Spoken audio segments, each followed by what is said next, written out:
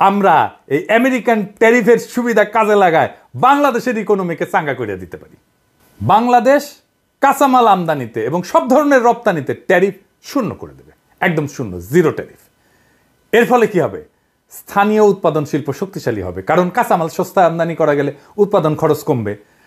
বাংলাদেশের তৈরি পোশাক শিল্প এইটা বিশ্বব্যাপী প্রতিযোগিতামূলক হবে, কারণ ফেব্রিক আমদানিতে ট্যারিফ শূন্য করলে ইউনিট প্রাইস কমে যাবে, প্রায় 15 থেকে 20% কমে যাবে। যেগুলো ফিনিশড পণ্য সেটাতে ট্যারিফ অবর্তিত থাকবে, যেগুলো আমরা আমদানি করব বিদেশি ফিনিশড পণ্য। তাহলে স্থানীয় উৎপাদকেরা বাজারে প্রাধান্য পাবে।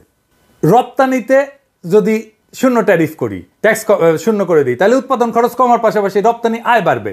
বাংলাদেশের রেডিমেড গার্মেন্টসের রপ্তানি $50 বিলিয়ন মতো, এইটা $100 বিলিয়ন পৌঁছাইতে পারে, দ্বিগুণ হয়ে যেতে পারে।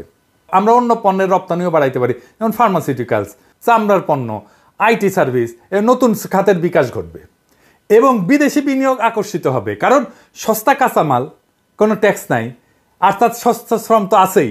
ফলে বহুজাতিক কোম্পানি বাংলাদেশে উৎপাদনের ইউনিট স্থাপনে আগ্রহী হবে। আর কি হবে? বিদেশি কোম্পানিগুলো যদি আসে, আধুনিক উৎপাদন প্রযুক্তি স্থানীয় শিল্পে আসবে, আমরা এই প্রযুক্তি শিখব। এবং ভিয়েতনামে সেমিকন্ডাক্টর শিল্পের বিকাশে এই কাঁচামালের ট্যারিফ শূন্য নীতি গুরুত্বপূর্ণ ভূমিকা রাখছে। এবং এই করলে রেডিমেড গার্মেন্টস বলেন, প্লাস্টিক বলেন, ফার্মাসিউটিক্যালস বলেন, প্রায় 10 থেকে 15 লক্ষ নতুন চাকরি তৈরি হবে। বাংলাদেশের 84% রপ্তানি আসে রেডিমেড গার্মেন্টস থেকে। কাঁচামাল যদি শূন্য ট্যারিফ করা হয়, তাহলে এই খাতের দক্ষতা এবং উৎপাদনশীলতা বাড়বে।